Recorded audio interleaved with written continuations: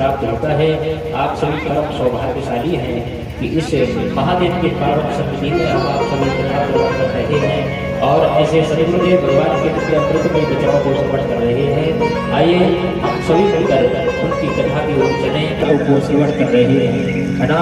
नित्य प्रति अधिक से अधिक संख्या में आकर और भगवान यज्ञ का दर्शन परिक्रमा कर और कथा को श्रवण कर अपने जीवन को कृतार्थ करें, है ना। चलिए वचनों से हम सभी को उद्बोध करें। ज्ञान गंगा में बड़े भाव से सभी बोलता लगा सदगुरुदेव भगवान की सच्चिदानंद भगवान की जय। आइए भगवती की एक स्तुति, उसके बाद अमृत में दिव्य कथा में आप सभी करें प्रवेश करें। जय भगवती देवी नमो वरदे, जय पाप विनाशिनी बहु, जय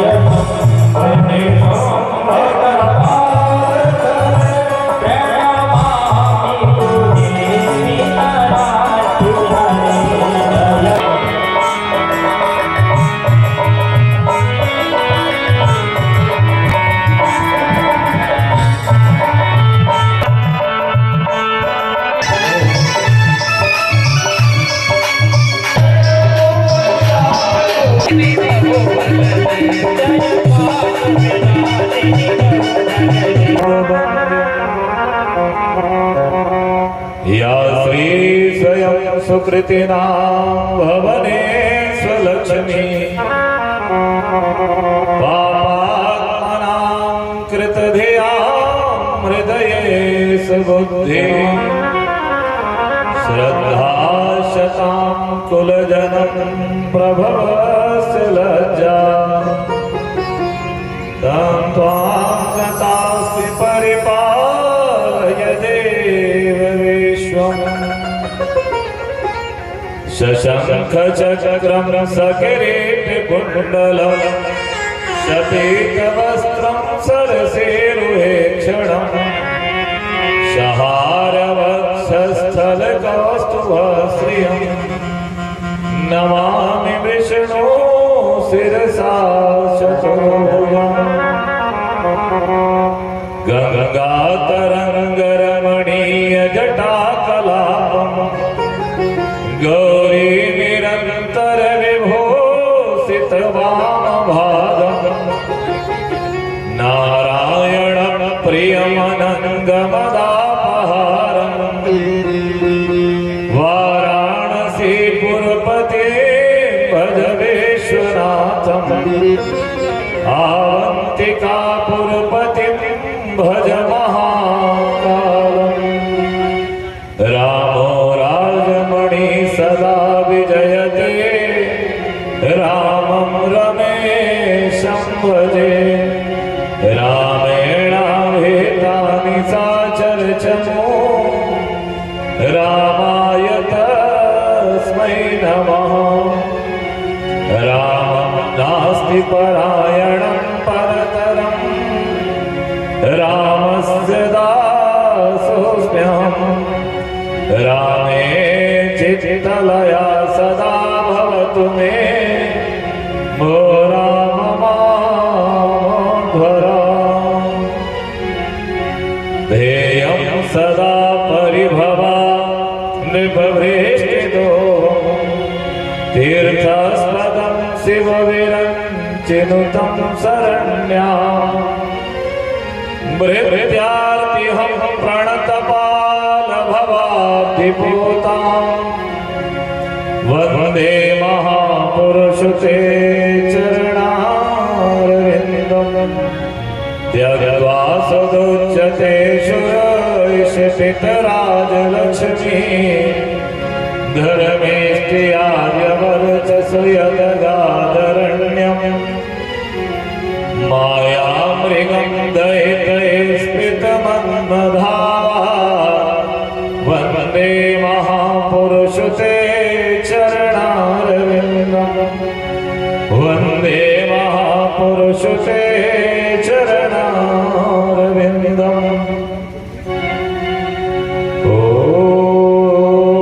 ओणेन्दशं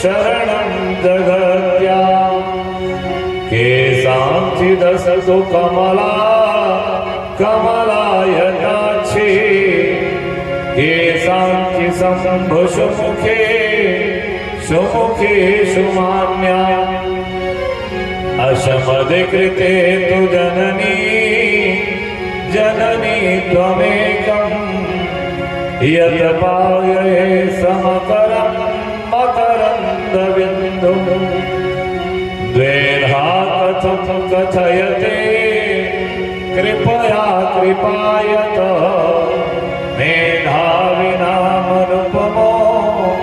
विहिता सवेधा प्रातः अस्तवं प्रकुरुते अनुदिनानि माता जातः कथं न शिशुरे वतवां कृतान्ता भासा स्वभावशरशा त्वमहं प्रशंगा मन्दाकिनी मधुमयी त्वमहं तरंगा मन्दारबालकलिका त्वमहं तदंगा ज्योतिर्मयी विजयसे त्वमहं पतंगा नमः आदिशक्त्याय नमो नमः अंजनानंदनं वीरं जानकी शोकनाशनं कपीसमक्षहन्तारं वन्दे लङ्काभयङ्करम् अखण्डमण्डलाकारं व्याप्तं येन चराचरं तत्पदं दर्शितं येन तस्मै श्रीगुरुवे नमः। बलिपित्रेश्वर महादेव की श्रीहुलानाथ स्वामी की यज्ञ नारायण भगवान की श्रीमद्देवी भागवत महापुराण की भगवती की कथा अनंत और अखंड, जिनके विषय को जानने के लिए ब्रह्मा विष्णु और महेश और भगवती ने अपने सुंदर स्वरूप को बताया।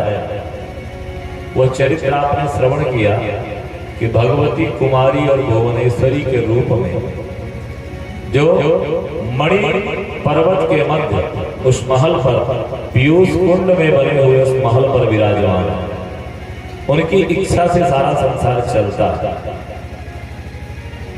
9 परकोटों में बना हुआ वो महल, और उस महल के अंदर एक दिव्य चतुर्भुज रूपधारी सुंदरी भगवती जगत जननी जगदम्बा का आवर्तन होता है, और सारी दुनिया उनकी इच्छा मात्र से सृजित और विनाश की ओर जाती है। उन सारे कार्यों को करने के लिए भगवती ने 3 रूप बनाए, और उसी प्रकार से सहयोगात्मक कार्य के लिए ब्रह्मा विष्णु महेश का प्रादुर्भाव भी हुआ। ब्रह्मा विष्णु महेश के मन की शंकाओं को दूर करने के लिए भगवती ने उनको अपने मानसिक विमान पे बैठा करके दर्शन कराया कि आप मन में ये मत सोचो कि आप ही केवल ब्रह्मा विष्णु महेश हैं। आप जैसे बहुत सारा ब्रह्मांड और बहुत सारे स्थान संसार में बने हुए हैं। कई ब्रह्मा, कई शिव और कई विष्णु वहां पर निवास करते हैं। कई क्षीर सागर हैं। हमारे तुलसी बाबा इस बात को एक चौपाई में कह देते हैं जब भगवान के सुंदर झांकी का दर्शन करते हैं, रोम रोम ब्रह्मांड लगे। एक लाइन में समझा दिया कि भगवान की सत्ता और भगवती की सत्ता को जब हम आप दर्शन करना चाहते हैं तो रोम रोम ब्रह्मांड लगे। मतलब रोमा मनुष्य के शरीर में जितने रोए हैं उतने ब्रह्मांड है पूरी दुनिया में, समझ लीजिए। तो भगवती मैया वही दर्शन यहाँ पर करवाती हैं, और ब्रह्मा विष्णु महेश तीनों उनके दर्शन से आविर्भूत होते हैं, आनंदित होते हैं, और अपने 3 स्वरूप को धारण करके भगवती मैया प्रागट्य की ओर जाती है। भगवती का जो चरित्र है बड़ा विशुद्ध चरित्र है और उनके चरित्र का चिंतन मनन और उपासना 4 नवरात्रियां होती हैं साल भर। 2 नवरात्रि तो प्रत्यक्ष में आप लोग पूजा करते ही है, 2 गुप्त नवरात्रि होती है। तो गुप्त नवरात्रि में भी भगवती की उपासनाएं की जाती है। 4 युगों की 4 नवरात्रि मानी गई है। शतयुग की नवरात्रि अश्विन मास की, जो हम लोग आप लोग कुमार के महीना में उपासना करते हैं, ये कलयुग की नवरात्रि है। शतयुग की नवरात्रि बसंत पंचमी जो होती है, यह सरस्वती जयंती मनाई जाती है। यानी सरस्वती जी पंचमी को आई इस दुनिया में प्राकट्य रूप में, और उसके पहले प्रतिपदा से नवरात्रि गुप्त नवरात्रि का प्रारंभीकरण होता है। यह सतयुग की नवरात्रि है। द्वापर की नवरात्रि जब आप लोग जगन्नाथपुरी की रथ यात्रा याद ही रहती है लोगों को, रथ यात्रा होती है भगवान, उस समय पर जो यात्रा होती है, जो नवरात्रि होती है, वो द्वापर की नवरात्रि कहलाती है। भगवान कृष्ण जब इस दुनिया में आए लीला करने के लिए, उस नवरात्रि का चिंतन। सतयुग की और त्रेता युग की नवरात्रि राम जी के जन्म से संबंधित है, सबको पता है। तो चैत की नवरात्रि, कुमार की नवरात्रि, फिर आषाढ़ की नवरात्रि, और ये माघ की नवरात्रि हम लोग मनाते हैं। 4 नवरात्रियों का वर्णन है जो हर 3 महीने के अंतराल में आते हैं। कहते हैं इन देवताओं ने भगवती मैया के आकाशवाणी उस शब्दों को सुन कर उनके स्वरूप का दर्शन किया और उनसे प्रश्न किया कि हम आपकी उपासना कैसे करें और किस प्रकार से दुनिया में उपासना करवाएं, ये हमको आप बताएं। भाई उपासना की पद्धति क्या है और कैसे हम आपकी पूजा करें, अथवा दुनिया वाले हमसे पूछे तो हम किस प्रकार से बताएं कि उपासना की जाए। शृणु राजन प्रवक्ष्यामि नवरात्र व्रतं शुभम शरद काले विशेषेण कर्तव्यम विधि पूर्वकम। सबसे पहले कहते हैं जिस नवरात्रि का वर्णन भगवती ने देवताओं से किया, उसी नवरात्रि का वर्णन व्यास जी ने किया और उसी नवरात्रि का वर्णन सूत जी ने ऋषियों से बताया। और किसी काल में व्यास जी जनमेजय जी से मिलने गए जो परीक्षित के पुत्र हैं, उनसे वो बात वर्णित की, वो यहाँ पर वर्णित होती है। कहते हैं सबसे पवित्र जो नवरात्रि है वो शरद काल में मानी जाती है। शरद काल की नवरात्रि को सबसे पवित्र मानते हैं। यानी कि हम लोग सतयुग में नहीं है, न त्रेता में है न द्वापर में। किस युग में हम आप यहाँ निवास कर रहे हैं? कलयुग। कलयुग का मतलब कलि माने पाप, पाप युग है। अब पाप युग है तो इसमें नवरात्रि का चिंतन, हर महीने नवरात्रि होती है, लेकिन यहाँ कहते हैं कि शरद काल की नवरात्रि विशेष करके सबसे ज्यादा पूजनीय मानी जाती है। यह नवरात्रि जो है कि उपासना करने वाले रोग से, दोष से, अकाल मृत्यु से, संतानहीनता से, धन के कमी से, अनेक प्रकार के जो मानव जीवन में कमियां होती हैं, समस्याएं होती हैं, उनसे मुक्त होते हैं। प्रयेह संतोषितै कार्यं संपूर्णं सर्वथा भवेत् नव पंचत्रयस्य गोदेभ्यः पाठेद स्मृताः। कहते इस नवरात्रि में एक ब्राह्मण के द्वारा या 3 ब्राह्मण के द्वारा, 5 ब्राह्मण के द्वारा या 9 ब्राह्मण के द्वारा पाठ करवाना चाहिए। माने ब्राह्मण की संख्या कैसी हो पाठ करने की? विषम, ये कहना चाहते हैं।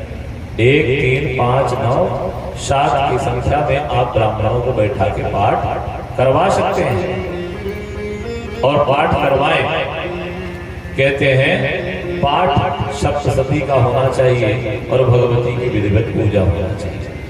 करिष्यामि व्रतं मातर नवरात्र मनोत्तमां साहाय्यं कुरु मे देवी जगदम्बा ममाखिलम्। भगवती मैया कहती हैं कि हे देवो, हे संसारवासियों, यह जो नवरात्रि है निश्चित रूप से इसमें मेरा वास भूमंडल में भक्तजनों के मन में जीवों के उपासना में होता है।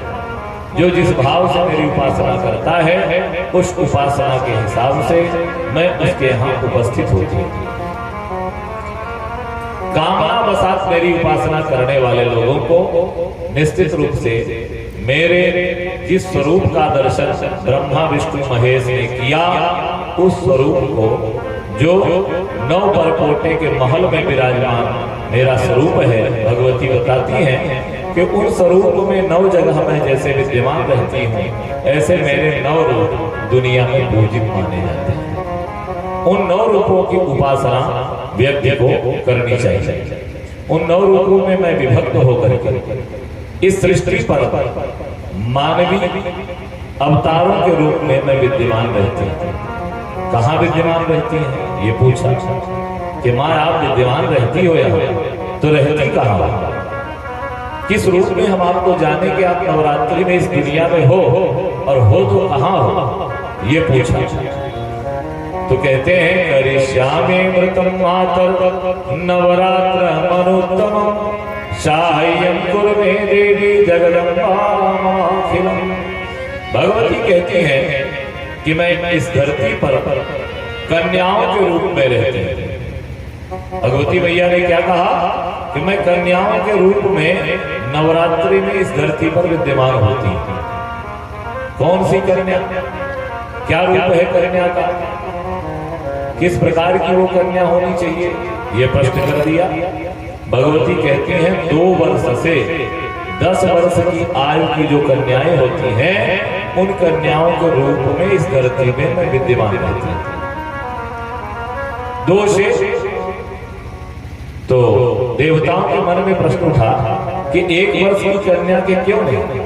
तो भगवती माता कहती है कि 1 वर्ष की कन्या को रस का, स्वाद का की समझ नहीं होती।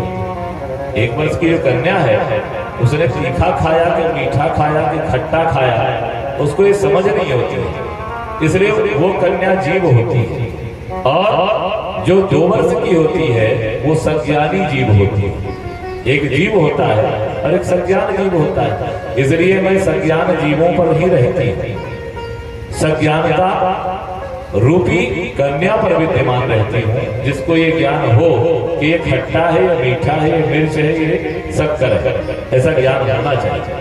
तो भगवती मैया से पूछा कि आपके उपासना में हमको जिस चीज की जरूरत हो, मान लीजिए हम रोगी हैं तो हम कौन से रूप की उपासना करें? हमको संतान चाहिए तो कौन से रूप की उपासना करें? हमको धन चाहिए तो कौन से रूप की उपासना करें? विद्या चाहिए तो कौन से रूप की उपासना करें? ये हमको बताया। भगवती मैया ने बताया कि 2 से 10 वर्ष की कन्या का मेरा स्वरूप है। 2 वर्ष की कन्या को भगवती ने कहा कुमारी कहते हैं। 2 वर्ष की जो कन्या है वो कुमारी की संज्ञा में है। 3 वर्ष की जो कन्या है उसको त्रिमूर्ति कहते हैं। 4 वर्ष की कन्या को कल्याणी कहते हैं। 5 वर्ष की कन्या को रोहिणी, 6 वर्ष की कालिका, 7 वर्ष की चंडिका, 8 वर्ष की सांभवी, 9 वर्ष की दुर्गा और 10 वर्ष की सुभद्रा कहते हैं। इस प्रकार से मैया ने अपने नाम बताया। 10 वर्ष की आयु वाली जो कन्या होती है वो सुभद्रा कहलाती है। कहते हैं भगवती ने बताया कि कुमारी की पूजा करने से दुख, दरिद्र, शत्रुओं का विनाश होता है तथा धन, आयु और बल में वृद्धि होती है। जिसको शत्रुओं से भय हो, डराया धमकाया जा रहा हो, परेशान किया जा रहा हो, उसके धन, आयु और बल की कमी हो गई हो, उस व्यक्ति को कुमारी की उपासना करना चाहिए।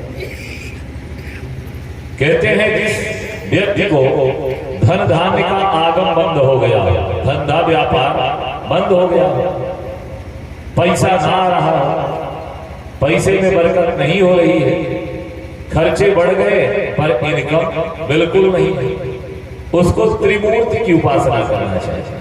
त्रिमूर्ति जो स्वरूप है अर्थात 3 वर्ष की जो कन्या है उसकी पूजा नवरात्रि में करनी चाहिए, तो उसके धन का आगम तथा पुत्र पौत्र की वृद्धि होती है। संतान वृद्धि के लिए भी 3 वर्ष की देवी की पूजा करनी चाहिए।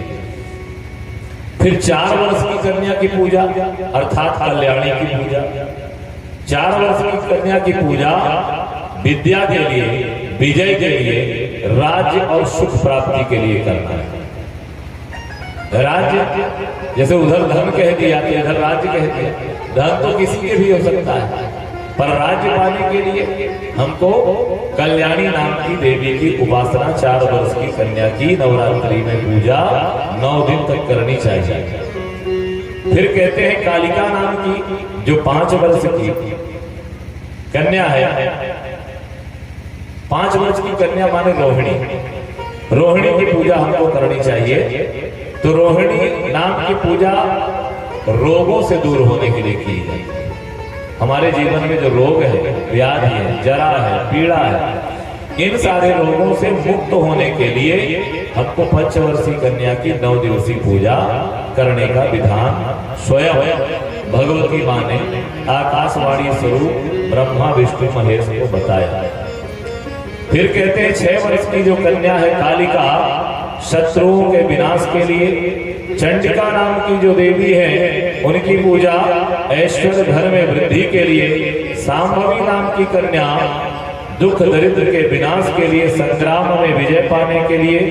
दुर्गा नाम की जो कन्या है जो 9 वर्ष की होती है, कहते हैं उसको शत्रुओं के विनाश के लिए।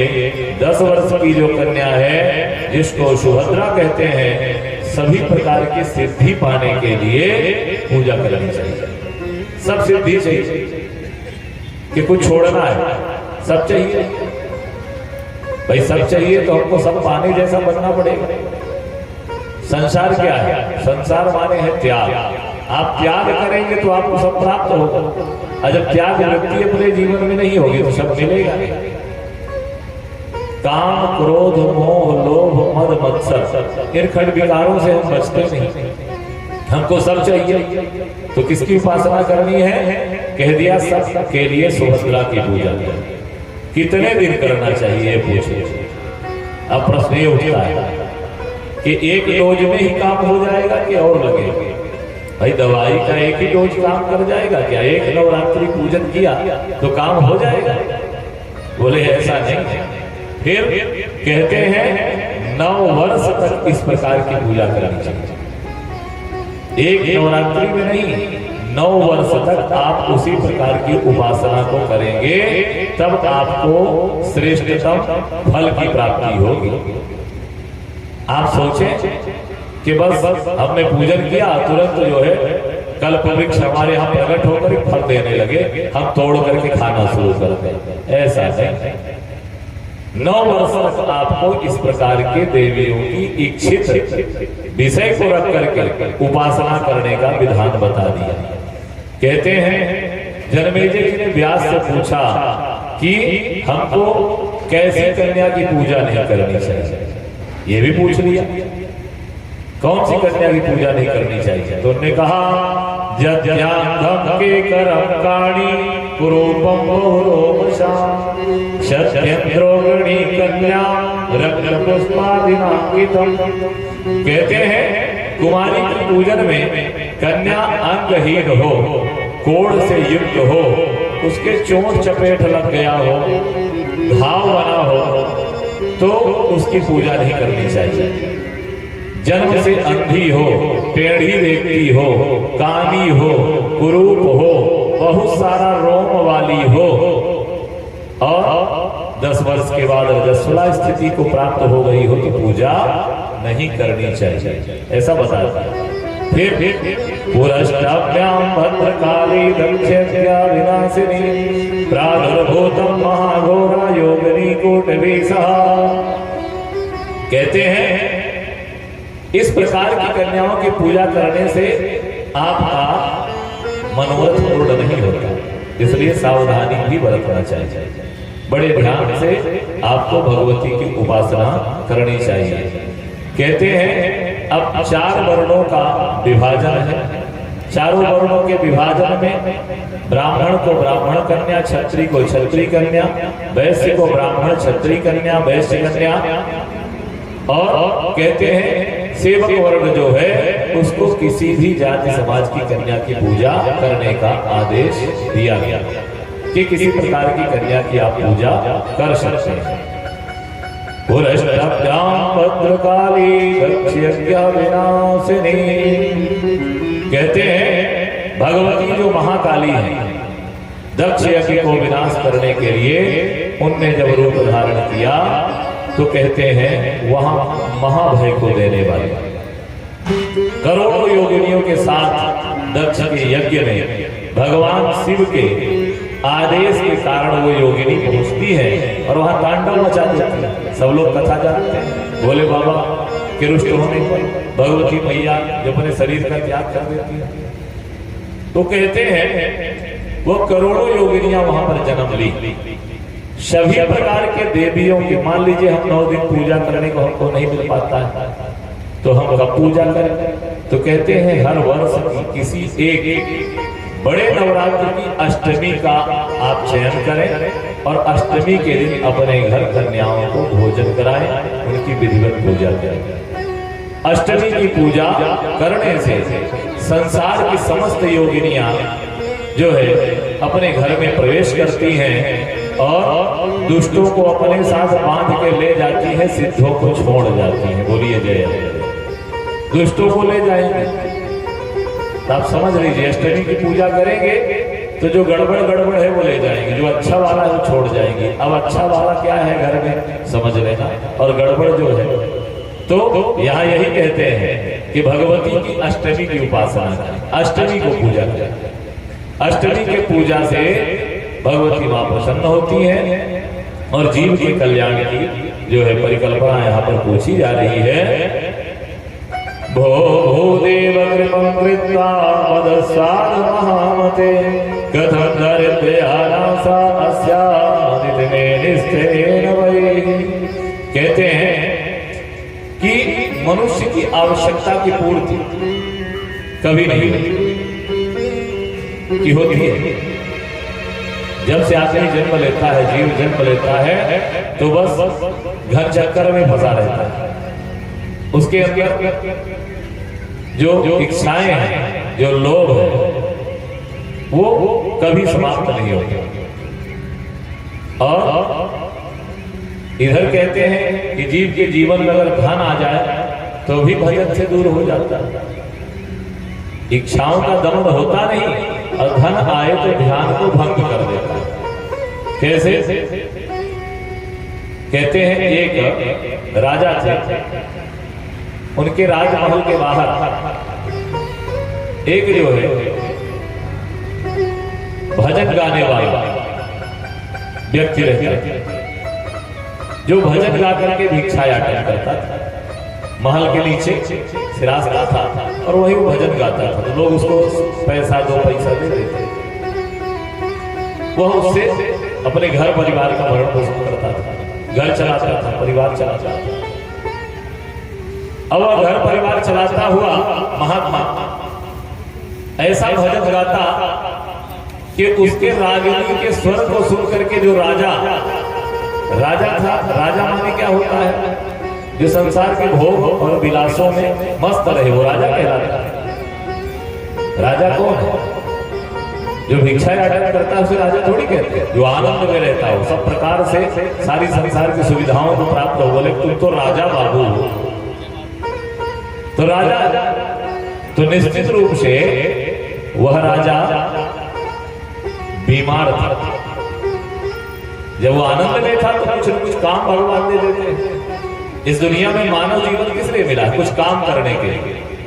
और जब आप कोई काम नहीं करोगे तो भगवान आपको रोगी बना देंगे, ऐसा रोग भर देंगे कि आप रोग के लिए ही परेशान घूमोगे। दिल्ली जा रहे, मुंबई जा रहे, कलकत्ता जा रहे, लोग अमेरिका तक जाते हैं। बोले काहे के लिए? बोले कैंसर की दवाई खाई। माने कुछ काम नहीं है, घर में सब काम करने के लिए नौकर चाकर है, इसलिए भगवान ने उसको रोगी बना दिया। बोले रोगी बना दो तो कुछ काम करेगा। यानी इस दुनिया में हम आपका जन्म किस लिए हुआ? काम के। काम नहीं करोगे तो भगवान आराम नहीं करने देंगे, आपको काम में लगा देंगे, समझ लीजिए। इसलिए काम करना बड़ा जरूरी है। तो राजा रोग से पीड़ित था, तो वो जो भजन गायक था वो जब गाता तो उसकी रागिनी को राजा सुनता। जब सुनता तो जब तक वो गाता तब तक राजा को रोग की याद बिल्कुल नहीं आती। बोली जय। वो उस रागिनी में मस्त रहता, कहीं भजन गाता, कहीं भगवान के नाम गाता, कहीं भक्ति गीत गाता। माने वो गाता तो केवल देवी देवताओं के ही भजन का गुणानुवाद। तो राजा उसके भजनों को सुन करके आनंदित रहता। और जब तक भजन चलता, मतलब सुबह से वो आ जाता मांगने के लिए, तो भजन गा गा के मांगता, लोग उसको कुछ दे जाते। तो राजा वहां से सुनता और दवाई तक खाने के लिए भूल जाता। सुनते सुनते शास्त्र कहते हैं, इतिहास कहता है कि राजा का रोग ठीक हो गया। दवाई खाना भूल गया, क्योंकि डॉक्टर ने कहा था सुबह खाना है, दोपहर खाना है, शाम को भी खाना है। अब वो ऐसे मग्न हो जाता कि सुबह से राजा नहा धो के बैठ जाता। क्यों बैठ जाता? क्योंकि वो आएगा गाएगा तो मैं सुनूंगा। और अगर उसमें व्यवधान पड़ जाता तो राजा को लगता कि कुछ कमी रह गई आज। तो राजा रोज सुबह उठ करके उस मांगने वाले के आने से पहले नहा धो के अपने महल में परकोटे पे बैठ गए। और जब वो भजन गाता है बड़ा मग्न होकर सुनता। ऐसी परिस्थिति आई कि भोजन करना भी भूल गया राजा। सुबह से शाम तक सुनता, रानियां उसके नौकर चाकर सब परेशान कि महाराज दवाई तो खा लो। अरे बोले रहने दो, भजन सुन रहा। और वो दिन भर गाता। राजा ने सोचा ये गा गा करके बड़ी मेहनत करता है, दिन भर में ज्यादा से ज्यादा 1 या 2 पैसे कमा पाता है। 1 आना 2 आने का जमा इतने कमा पाता है। राजा ने उसको बुलाया और 50 मुद्राएं प्रदान की। एक बड़ा खुश हो गया क्योंकि उसका रोग समाप्त हो। राजा ने कहा 50 मुद्राएं ले जाए। बड़ा खुश हुआ गाने वाले, 50 मुद्राएं मिल गई। घर गया, घर जाकर के उसने अपनी मुद्राओं को सुरक्षित रखा। दूसरे दिन राजा सुबह नहा धो के तैयार हुआ और सोचता है गाने वाला अब गाएगा, अब गाएगा, अब गाएगा। शाम तक उसने नहीं गाया। राजा को रोग याद आ गया, दवाई खाया, सोचता रहा अब बताए किससे कि मैं क्यों परेशान हूं। बताया किसी से नहीं। शाम हुई, शाम तक उसको गाना सुनाई नहीं दिया, भजन नहीं सुनाई दिया। शाम को अपने सिपाहियों से कहता है, बोले जरा जाओ पता लगाओ जो भजन गा गा करके मांगता था वो कहाँ गया, जिसको कल हमने उपहार दिया था, पारितोषिक दी थी, वो गया कहाँ? गए वो लोग उसको बुला के लाए। बोले राजा साहब ने आपको बुलाया। बोले अच्छा बुला लिया, मैं तो खुद ही आने वाला था। बोले आने वाले थे? बोले और क्यों? बोले क्यों? बोले चलिए राजा साहब के पास बताऊंगा। वो गया, राजा साहब ने पूछा कि तुम कल नहीं आए, भजन नहीं गाएगा? बोले महाराज मैं भी परेशान था, आपके पास आने की योजना बना रहा था कि आपके सिपाही आ गए। अरे क्या बताऊं, आपके कारण मैं कल सारी रात नहीं सो पाया, दिन भर परेशान रहा और आखिरकार मुझे समझ में आ गया कि मेरे गाने में भजन में व्यवधान क्यों हो रहा है। इसलिए कृपा करके अपनी ये 50 मुद्रा ले लीजिए, ये 50 मुद्रा वापस ले लीजिए। राजा ने कहा क्यों भाई, तो गाता है पैसे के लिए। उसने कहा महाराज ये पैसा बड़ा खतरनाक है, जब से आपने पैसा दिया है तो मैं भूल ही गया कि मुझको गाना है। इसकी सुरक्षा में मेरा दिमाग खराब है, ये 50 रुपया मैं कहाँ रखूं। इस चिंता के मारे मैं न तो रात में सो पाया, न दिन भर भजन गा पाया, न स्नान कर पाया, न भोजन कर पाया। ये आपका 50 रुपया मेरे पर भारी पड़ गया, इसको आप रखो। राजा ने कहा क्या बात करते हो, दुनिया पैसा के लिए परेशान। बोले दुनिया पैसा के लिए परेशान, लेकिन मैं पैसा लेके परेशान। आप ये पैसा ले लो मुझे नहीं चाहिए। मैं तो उसी में खुश रहता हूँ जो मेरे मेहनत का प्राप्त होता है। एक पैसा 2 पैसा मिल जाता है, वही मेरी जिंदगी का है। ये पैसा मुझे नहीं चाहिए। तो ऐसा पैसा आपको चाहिए जो सोने ना दे, खाने ना दे। पैसा बहुत है पर रोग हो गया, कुछ खा नहीं सकते। पैसा बहुत है पर आप हंस नहीं सकते। ऐसा पैसा किस काम का, आप विचार करेंगे।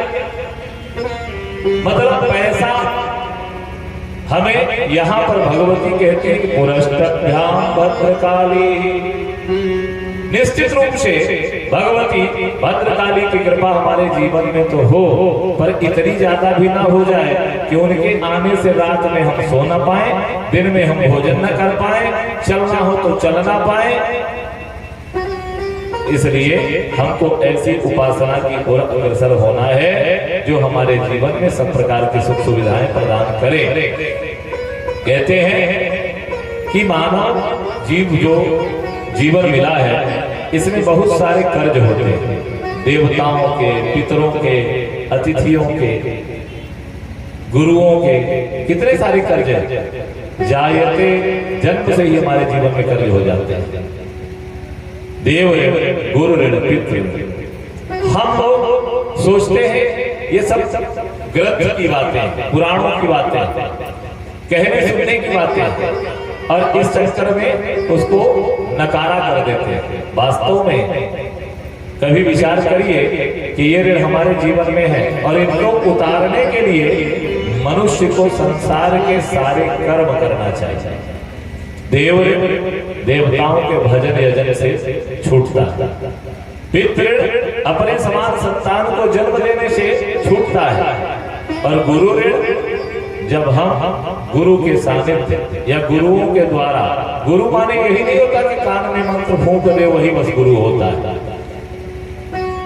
कान में मंत्र फूंक दिया बस गुरु बाबा समझ लिए।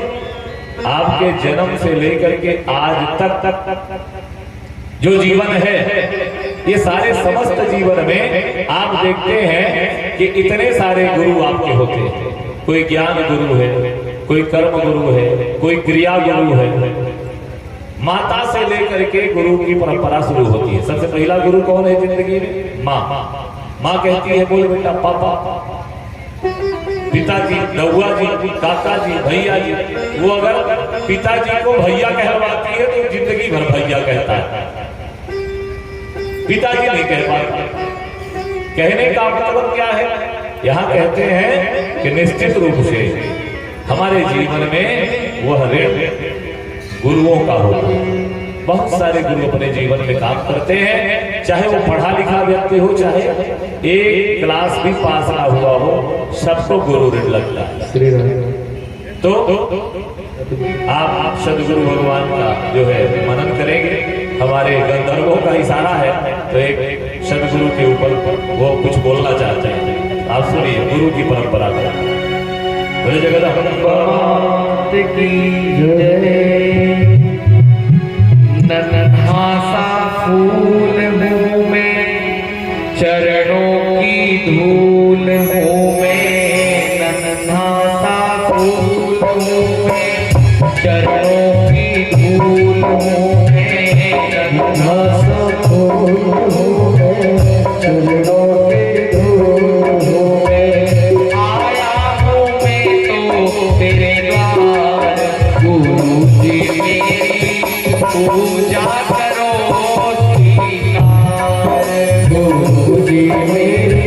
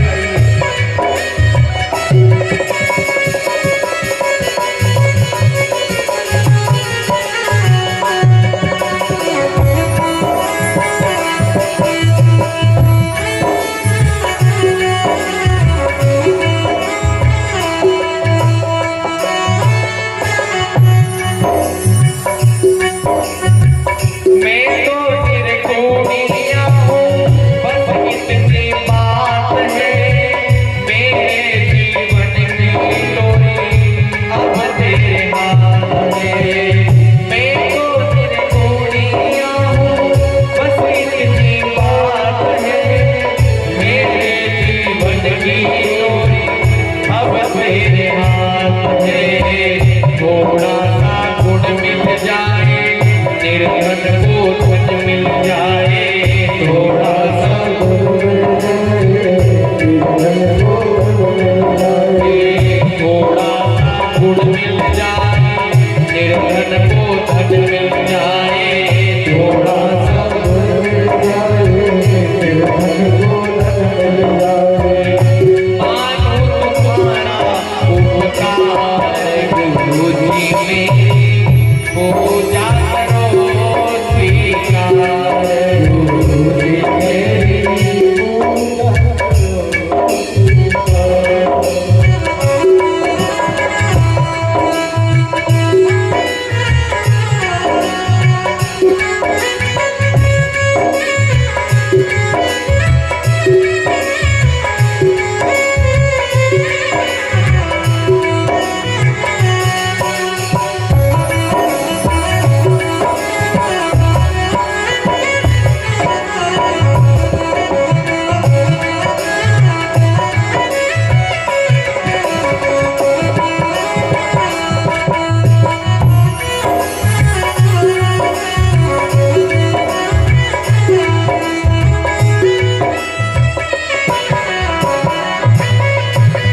सुन लो हमारी अर्जी, मुझको कुछ ज्ञान दो, जीवन को जीना मुझको ऐसा वरदान दो।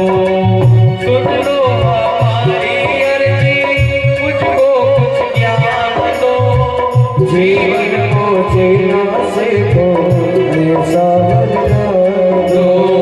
सूरज सी शान पाऊं, चक्रा सामान पाऊं, सूरज सी शान पाऊं, चक्रा सामान पाऊं, सूरज सी शान पाऊं, चक्रा सामान पाऊं, सूरज सी शान पाऊं, चक्रा सामान पाऊं। इतना चाहते हो वरदान गुरु जी मेरी पूजा करो स्वीकार, पूजा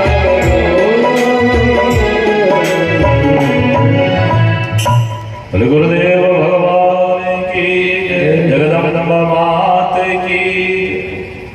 कहते हैं गुरु के वचनों पर विश्वास करके हमको कार्य करना चाहिए।